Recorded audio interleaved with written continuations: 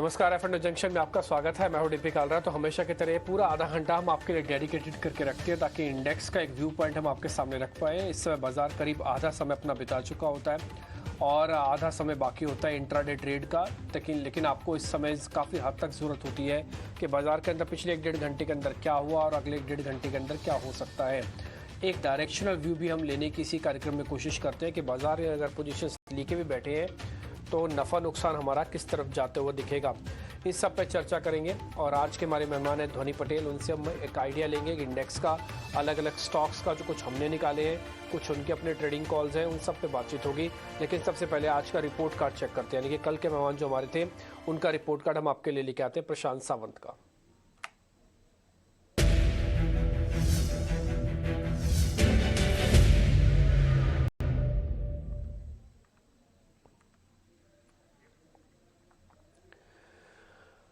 कल हम एक आपके सामने हमने कॉल रखी थी 680 रुपये के स्ट्राइक की, 16 रुपये, 40% तक का रिटर्न है। एक्चुअली में देखा जाए तो ये कॉल डबल भी हुई।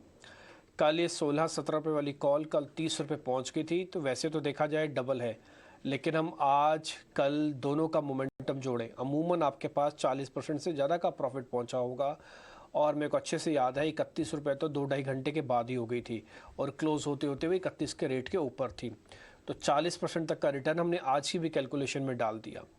लेकिन फिर भी अगर आप कल में सौदा काट के निकल गए हैं तो आपका रिटर्न कहीं भी 100% के आसपास होगा। आते हैं जिंदल स्टील पे, 3% का गेन आपको यहाँ से भी आया होगा। स्टील कंपनीज को लेकर हम चर्चा लगातार कर रहे थे और हमने आपको JSW स्टील, जिंदल स्टील के बारे में बताया भी था कि इनकी वैल्यूएशन काफ़ी ठीक दिखती है। सेल और टाटा स्टील के ब्रेकआउट ड्यू हैं, लेकिन उससे पहले जिंदल और JSW स्टील दोनों ज़्यादा ठीक हैं। 3% का गेन आया होगा। कल एंटीक की एक रिपोर्ट आई थी BHEL पे, उसके बाद हमने फिर से इस कार्यक्रम में चर्चा की थी कि यहाँ पे शॉर्ट कवरिंग हो रही है। 1% तक का गेन आपको यहाँ से भी मिला होगा। BHEL पे उनकी रिकमेंडेशन थी।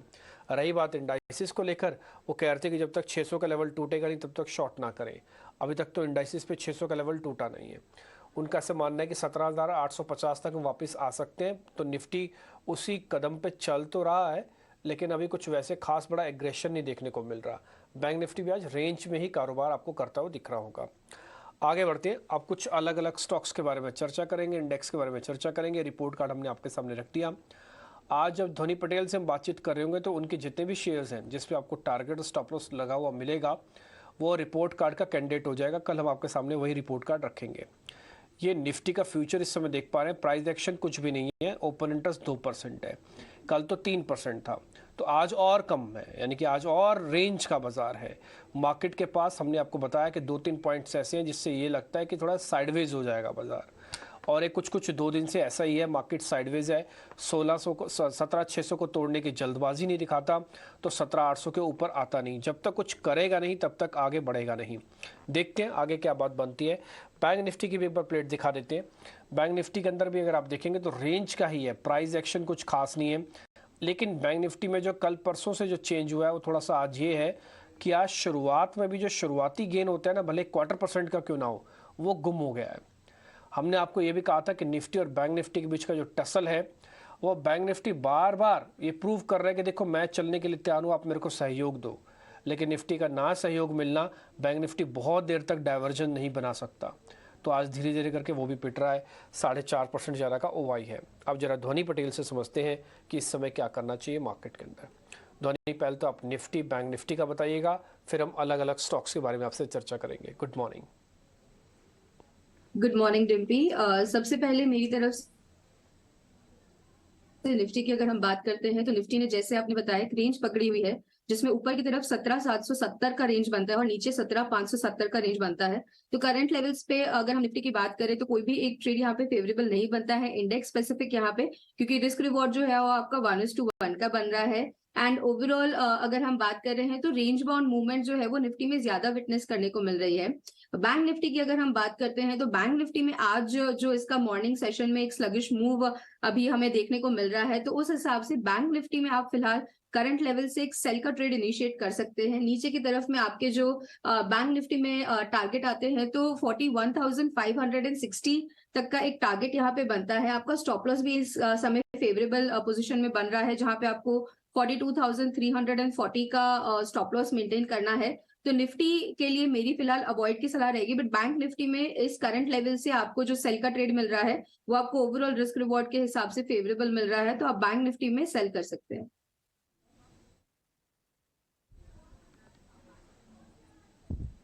बैंक निफ्टी में आप सेल कर सकते हैं। टारगेट स्टॉप लॉस एक बार वापस से बता देंगे धोनी आप?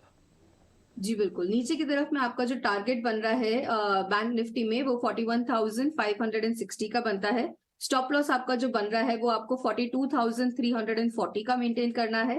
करंट लेवल से उसको सेल करना है।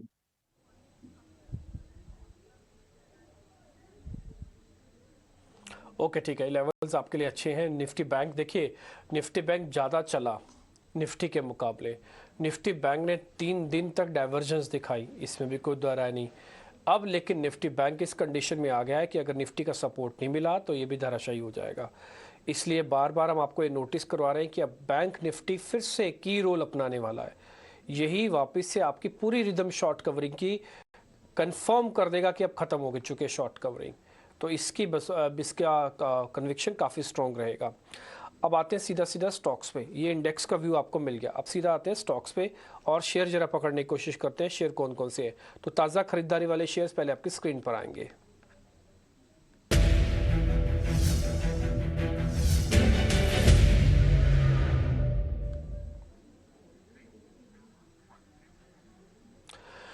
धोनी 2 शेयर हमने निकाले हैं, आप जरा देखिए। बजाज ऑटो है और कोरोमंडल इंटरनेशनल है। इन दोनों पर जरा आपका रिकमेंडेशन चाहिए।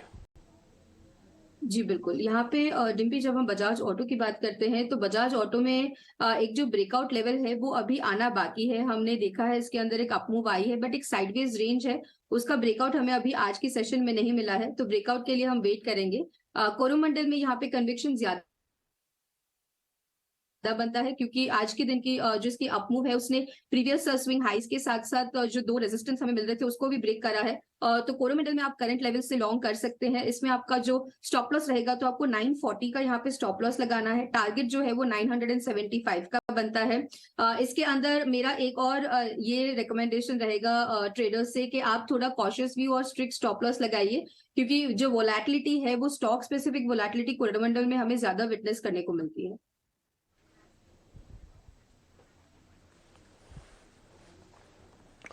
ओके ठीक है, तो अलग अलग स्टॉक्स पे जो रिकमेंडेशंस मिल रही है आप इस पर ध्यान रखिएगा। कोरोमंडल का वॉल्यूम भी काफ़ी अच्छा है। अगर आप ओपन इंटरेस्ट चेक कर रहे थे काफ़ी स्ट्रॉन्ग था। 975 आपका टारगेट बन गया। अगर आप यहाँ पे ट्रेड ले रहे हैं तो आपको थोड़ा सा देख के ट्रेड लेना चाहिए। रही बात बजाज ऑटो को लेकर, उसमें अगर आप दोनों में कंपेयर करें तो कोरोमंडल ज़्यादा ठीक है। ये थोड़ा सीजनल प्ले भी है। आपको हमने कई बार फर्टिलाइजर स्टॉक्स के बारे में बताया भी है, और अब तो इनकी कॉस्टिंग का प्रेशर भी थोड़ा थोड़ा कम हो रहा है। वो इस वजह से क्योंकि जो गैस के प्राइजेस हैं वो क्रेडिट पारिटी रिपोर्ट आने के बाद थोड़े रैशनल हुए हैं। ज़्यादातर इंडिया में अब गैस के जो मिल रही है इन फर्टिलाइज़र कंपनीज़ को वो थोड़ी सस्ती मिला करेगी, तो इसलिए इनकी कॉस्टिंग का प्रेशर कम होगा। डिमांड ठीक है, और कई बार जैसे मानसून थोड़ा भी ख़राब होता है तो फर्टिलाइज़र की स्टॉक की मांग एकाएक बढ़ भी जाती है।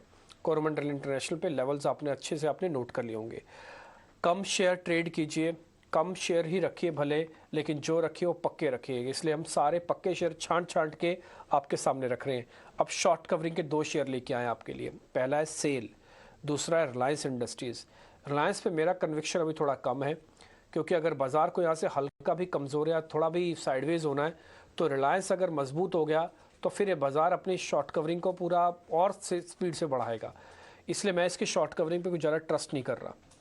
सेल पे भी 1 से 1.5% तक की तेज़ी आपको यहाँ पे बनती हुई दिख रही है। इन दोनों शेयर्स को एक बार ज़रा चार्ट धोनी आप खोल के रखिए और ज़रा चेक कर लीजिए। इस बीच अनुराग शाह मेरे रिपोर्टर मेरे साथ जुड़ रहे हैं, उनसे ज़रा एक हाउसिंग से जुड़ी एक अहम खबर आ रही है।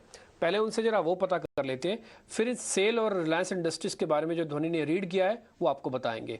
अनुराग गुड मॉर्निंग, ज़रा बताइएगा इस समय हाउसिंग को लेकर क्या अहम खबर है आपके पास? महाराष्ट्र सरकार नई हाउसिंग पॉलिसी की तैयारी कर रही है और इस हाउसिंग पॉलिसी का जो ड्राफ्ट है अगले 2 हफ्ते में आ सकता है, और इस ड्राफ्ट की जो है सभी स्टेक होल्डर्स से इस ड्राफ्ट के बाद राय मांगी जाएगी और नई पॉलिसी तैयार की जाएगी। और नई पॉलिसी का जो फोकस होगा वो innovation, affordable housing, innovation housing और सस्टेनेबल हाउसिंग पर रखा जाएगा, जिसमें लैंड बैंक जो है वो अफोर्डेबल हाउसिंग के लिए वो क्रिएट किया जाएगा, जिसमें गवर्नमेंट और साथ साथ प्राइवेट एंटिटीज़ के जरिए भी, क्योंकि सरकार का जो मकसद है वो जो कीमतें हैं अफोर्डेबल हाउसिंग से जुड़ी हुई उसको कम करने के मकसद से इस पॉलिसी को लाया जा रहा है। इसके अलावा नई पॉलिसी के अंदर रेंटल हाउसिंग और सीनियर लिविंग को भी बढ़ावा दिया जाएगा। MMRDA जो है वो रेंटल हाउसिंग से जुड़े हुए प्रोजेक्ट की शुरुआत करेगा और ये PPP मॉडल पे जो है ये प्रोजेक्ट शुरू किए जाएंगे। इसके अलावा नई जो हाउसिंग पॉलिसी है उसमें ग्रीन बिल्डिंग टेक्नोलॉजी पर भी फोकस किया जाएगा। तो काफ़ी बड़ा डेवलपमेंट होगा रियल एस्टेट सेक्टर से जुड़ा हुआ, क्योंकि जो मुंबई और महाराष्ट्र का जो रियल एस्टेट सेक्टर है काफ़ी बड़ा सेगमेंट है रियल एस्टेट के अंदर, और मुंबई का जो रियल एस्टेट है यहाँ पर कई सारी लिस्टेड कंपनियाँ भी जो है वो मुंबई के रियल एस्टेट सेक्टर से जुड़ी हुई है रियल एस्टेट सेगमेंट के अंदर। तो उन सब चीज़ों को देखते हुए नई पॉलिसी जो है वो महाराष्ट्र सरकार लेके आ रही है, जिसका जो ड्राफ्ट है वो अगले 2 हफ्तों में जारी किया जाएगा।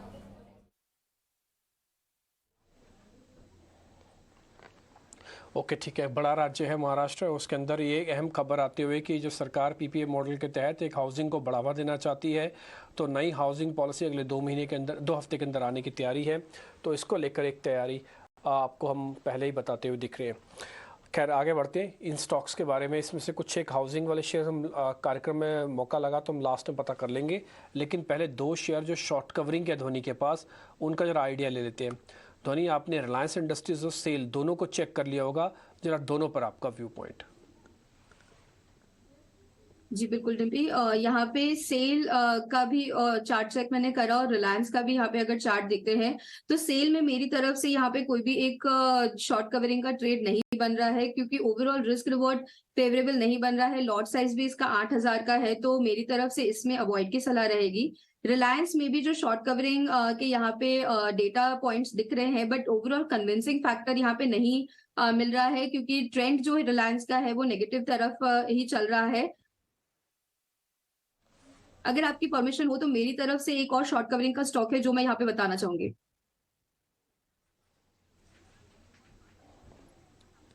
हाँ, बिल्कुल बिल्कुल बताइए। अगर रिलायंस और सेल ठीक नहीं है तो आप अपनी तरफ से भी शॉर्ट कवरिंग का शेयर बता सकते हैं। जी बिल्कुल, तो मेरी तरफ से शॉर्ट कवरिंग का कैंडिडेट जो मुझे यहाँ पे दिख रहा है तो बलरामपुर चीनी का स्टॉक है, जो आज शॉर्ट कवरिंग के यहाँ पे इसके डेटा पॉइंट्स मीट हो रहे हैं। उसके अंदर करंट लेवल से आप बाय कर सकते हैं। इसके अंदर जो टारगेट बनता है तो 425 तक का एक अपसाइड का टारगेट बन रहा है, और इसका स्टॉप लॉस भी जो है वो यहाँ पे रिस्क रिवॉर्ड की तरफ से फेवरेबल आ रहा है। आपको नीचे की तरफ में 411.50 पैसे का स्टॉप लॉस लगाना है, और आप बलरामपुर चीनी में यहाँ से लॉन्ग की पोजीशन इनिशिएट कर सकते हैं।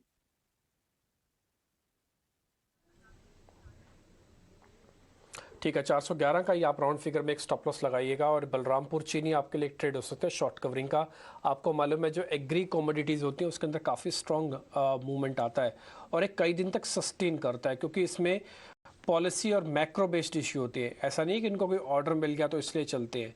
इनमें होगा जैसे पॉलिसी, सरकार इथेनॉल लेके आएगी तो सारी की सारी शुगर कंपनीज की तस्वीर ही बदल गई, सब आपने रिस्ट्रक्चरिंग देख ली होगी। दूसरा, फिर इंटरनेशनल मार्केट्स में अगर शुगर में कुछ होगा तो फिर से सारी शुगर कंपनीज बदल जाएंगी। अगर इंटरनेशनल मार्केट में भाव कम होंगे सारी शुगर कंपनीज गिरेंगी। तो इनमें मैक्रो जंप होता है और कई दिन तक आपको फील करवाता है। बलरामपुर चीनी one of the best shares है इस पूरे सेगमेंट में। F&O का इकलौता शेयर भी है। 425 रुपये तक के टारगेट के लिए इसके अंदर आप प्लस कर सकते हैं। 411 का स्टॉप लॉस है। अभी तक जितने भी शेयर डिस्कस हुए हैं उसमें से निफ्टी बैंक शॉर्ट है, आपके सामने स्टॉप लॉस टारगेट हम रख रहे हैं। कोरोमंडल इंटरनेशनल प्लस है, हमने लॉन्ग की कैटेगरी में बजाज को छोड़ा, कोरो को पकड़ा। शॉर्ट कवरिंग के 2 शेयर लेके आए थे आपके सामने, सेल और रिलायंस इंडस्ट्रीज, दोनों गिर गए। रिलायंस तो खैर मेरा भी कन्विक्शन नहीं था, सेल मैम ने भी गिरा दिया। उसकी जगह रिप्लेसमेंट आपको मिल गया बलरामपुर चीनी। तो अब तक 2 शेयर आपके पास आ चुके हैं, एक इंडेक्स का व्यू आपके पास आ चुका है।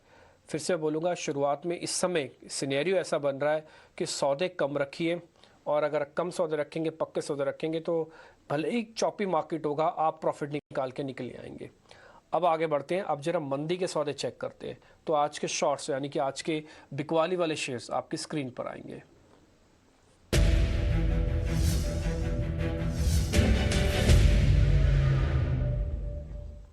टेक महिंद्रा और मैरिको, धोनी, ये 2 शेयर ऐसे हैं जहां पर आज थोड़ी वीकनेस है। IT के अंदर सेकंड राउंड ऑफ वीकनेस आई है। टेक महिंद्रा पे थोड़ा ध्यान दीजिएगा। और दूसरा मैरिको, डाबर मैरिको दोनों ही वीक है। जी बिल्कुल रिम्पी, यहाँ पे अगर हम ओवरऑल आईटी पैक की भी बात कर रहे हैं तो आईटी पैक में जो वीकनेस है वो कॉन्स्टेंटली हमें विटनेस करने को मिल रही है। आज के दिन में भी हम देख रहे हैं कि टेक महिंद्रा है, एचसीएल टेक है, और कफोर्ट जैसे स्टॉक्स, इन सब में हमें एक वीकनेस विटनेस करने को मिली है। करंट लेवल से आप टेक महिंद्रा में शॉर्ट कर सकते हैं। इसके अंदर जो आपका टारगेट बनता है तो 990 तक का एक नीचे का डाउनसाइड टारगेट बन रहा है। आपको स्टॉप लॉस इसके अंदर जो है वो 1021 के पास मेंटेन करना है। तो एक फेवरेबल रिस्क रिवॉर्ड का ट्रेड यहाँ पे इनिशिएट होता है। और आपको यहाँ पे मैरिको भी जो है, इसकी भी जो ओवरऑल वीकली स्ट्रक्चर हम देख रहे हैं वो नेगेटिव साइड की बनी हुई है। इसके अंदर डेलीज पे भी जो स्ट्रक्चर है आज के दिन में हम देख रहे हैं कि करीब 2% की फॉल ऑलरेडी यहाँ पे आ चुकी है। तो इसको फॉल को कंटिन्यू करते हुए जो मोमेंटम इंडिकेटर्स भी है वो यही दर्शाते हैं कि नेगेटिव मूवमेंट मैरिको में भी बनी रहेगी। करंट लेवल से आपको मैरिको में भी शॉर्ट ट्रेड ले सकते हैं, जिसके अंदर आपका टारगेट है तो आपका 456 का यहाँ पे टारगेट बनता है। स्टॉप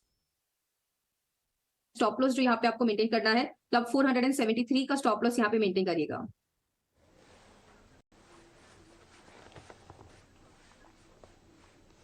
ओके ठीक है, मैरिको पे भी आपको ट्रेड मिल गया है। तो ये एक वीक काउंटर है। ऑलरेडी हमने जैसे डाबर के बारे में भी चर्चा की थी, वो सुबह हमने कर ली थी। तो मैरिको का टारगेट स्टॉप लॉस आप अच्छे से नोटिस कर लीजिएगा। और एक दूसरा शेयर भी जिस पे हम शॉर्ट कर सकते हैं वो टेक महिंद्रा है, वो भी आप ध्यान रखिएगा। उसके अंदर भी एक शॉर्ट पोजीशंस बनती है। मैरिको और टेक महिंद्रा दोनों के दोनों एक वीक कैंडिडेट है। दोनों के स्टॉप लॉसेस टारगेट आपकी स्क्रीन पर है। फिर से आपको बता दें, जिसके भी स्टॉप लॉस और टारगेट अभी आप अपनी स्क्रीन पर देखेंगे, ये सारे के सारे शेयर्स का हम कल रिपोर्ट कार्ड में कन्वर्ट करेंगे। तो ये एक पॉइंट रहता है। और जिसके बारे में सिर्फ हम स्कोरी तौर पर डिस्कस किया, जैसे रिलायंस, जैसे कि सेल, ये दोनों कल हिस्सा नहीं होंगे इस रिपोर्ट कार्ड का, क्योंकि सिर्फ डिस्कस हुए हैं। इस पर कोई ट्रेड नहीं बना। ट्रेड बनना अलग बात है, बाजार की चर्चा करना अलग बात है। खैर, हम आते हैं अनवाइंडिंग के शेयर्स पे। तो हमने 2 शेयर्स निकाले, एक तो पीवीआर है, दूसरा कफोर्ज है। इन दोनों के अंदर अनवाइंड्स हो रही हैं पोजीशंस। एक बार जरा चेक करके बताइएगा, किसी में ट्रेड बनता है, सौदा बनता है क्या? जी बिल्कुल रिम्पी, यहाँ पे पहले हम पीवीआर की बात करते हैं तो पीवीआर का यहाँ पे जो स्ट्रक्चर है वो काफी वॉलेटाइल स्ट्रक्चर है। हमें यहाँ पे दोनों तरफ की मूवमेंट देखने को मिल रही है। स्टॉक यहाँ पे एक बेस बनाने की कोशिश कर रहा है, बट वो बेस नहीं बन पा रहा है। तो अपसाइड और डाउनसाइड दोनों तरफ से यहाँ पे काफी टाइम से हम देख रहे हैं कि स्टॉप लॉसेस जो है वो हिट हो रहे हैं। तो पीवीआर का स्टॉक में यहाँ से ड्रॉप करना चाहूंगी। कफॉर्ज जो देखने को मिल रहा है तो इसके अंदर फर्दर डाउनसाइड का मोमेंटम है, वो सजेस्टिव है कि यहाँ पे एक फर्दर फॉल आ सकती है कफॉर्ज में करंट लेवल से। तो आप कफॉर्ज में एक शॉर्ट साइड का ट्रेड यहाँ पे इनिशिएट कर सकते हो। करंट लेवल से आप इसके अंदर शॉर्ट करिए। आपका जो स्टॉप लॉस यहाँ पे बनता है तो 3987 का आपको स्टॉप लॉस मेंटेन करना है। और आपका जो टारगेट बनता है तो 3740 का यहाँ पे टारगेट आएगा।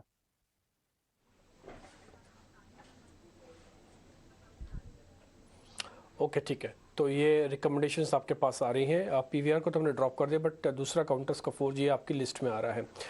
ध्वनि, आपके ट्रेडिंग कॉल्स क्या हैं? जी बिल्कुल, यहाँ पे मेरी तरफ से 3 ट्रेडिंग कॉल्स रहेगी। एक ऑप्शन कॉल है और 2 स्टॉक स्पेसिफिक कॉल है। मेरी यहाँ पे जो भी ट्रेडिंग कॉल्स है वो सारी शॉर्ट साइड की है, क्योंकि ओवरऑल मुझे मार्केट यहाँ से एक टॉप आउट करता हुआ दिख रहा है। तो सबसे पहले मेरी कॉल रहेगी एमसीएक्स में। एमसीएक्स में जो चार्ट स्ट्रक्चर बन रहा है वो वीक साइड का बन रहा है। आपको एमसीएक्स में यहाँ से शॉर्ट ट्रेड इनिशिएट करना है। करंट लेवल से आप शॉर्ट करिए। इसका जो टारगेट बनता है तो 1350 का यहाँ पे टारगेट है। स्टॉप लॉस आपको 1462 का मेंटेन करना है। दूसरी कॉल जो मेरी यहाँ पे हो रही है वो मदरसन में है। मदरसन में भी ओवरऑल चार्ट स्ट्रक्चर यहाँ पे वीक है। इसका जो ट्रेड बनता है वो ऑप्शंस के थ्रू हमें करना है। 68 का पुट ऑप्शन जो है वो हमें बाय करना है करंट लेवल्स पे। आपका इसके अंदर जो टारगेट बनता है तो यहाँ से 2 रुपीज तक का टारगेट बन रहा है। स्टॉप लॉस जो है वो आपको 50 पैसे का यहाँ पे स्टॉप लॉस मेंटेन करना है। इसकी लॉट साइज है वो 6750 है। तो ट्रेडर्स जो है वो कॉशियस रह के इसके अंदर ट्रेड करें। दूसरा में यहाँ मेरा तीसरा ट्रेड जो बनता है वो भारतीय एयरटेल में है। भारतीय एयरटेल में भी हम विटनेस कर रहे हैं काफी टाइम से ओवरऑल एक वीक चार्ट स्ट्रक्चर ही बना हुआ है। इसके अंदर भी आपको करंट लेवल से सेल की रिकमेंडेशन है। आपको जो टारगेट यहाँ पे बनता है तो आपको 738 का यहाँ पे टारगेट है। स्टॉप लॉस जो मेंटेन करना है तो 765 का यहाँ पे स्टॉप लॉस लेके चलना है।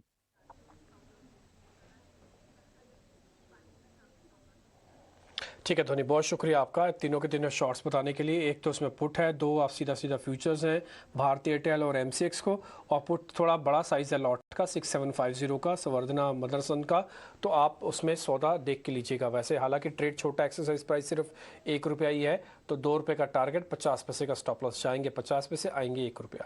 धोनी बहुत शुक्रिया, थैंक यू वेरी मच आज के सभी ट्रेड्स हमको बताने के लिए। मैनकाइंड IPO का आ रहा है और फार्मास्यूटिकल्स में एक बड़ी भारत की जो जिसमें आत्मनिर्भर कंपनी कहते हैं उसकी एक प्रेस कॉन्फ्रेंस शुरू है। आइए सीधा आपको वहीं ले चलते हैं। 264 crores. It is an offer for sale of 10% of the company, and the value of the IPO, the size of the IPO is rupees 4,326 crores at the top end.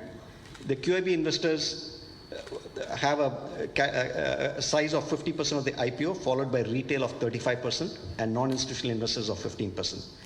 As I conclude, I'd like to emphasize that the investor response to Mankind's IPO has been very encouraging, and even more so considering how challenging primary market conditions have been in recent months.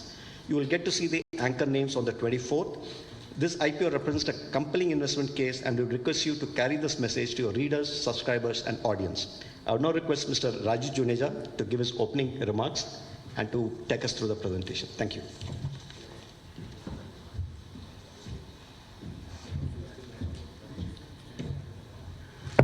Yeah, thank you so much, all of you, for coming here, sparing your time here.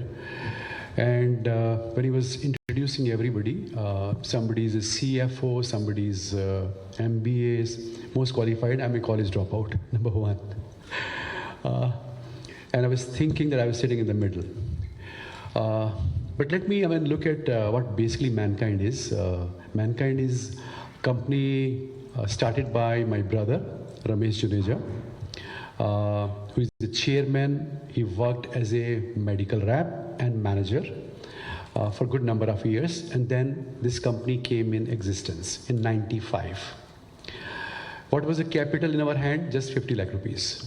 और जब आपके पास पैसे कम होते हैं तो आपका दिमाग ज़्यादा चलता है, because once you have more money you lean towards your resources, and this is how this company started. And we try to find opportunities at different places. पहली अपॉर्चुनिटी हमें कब मिली?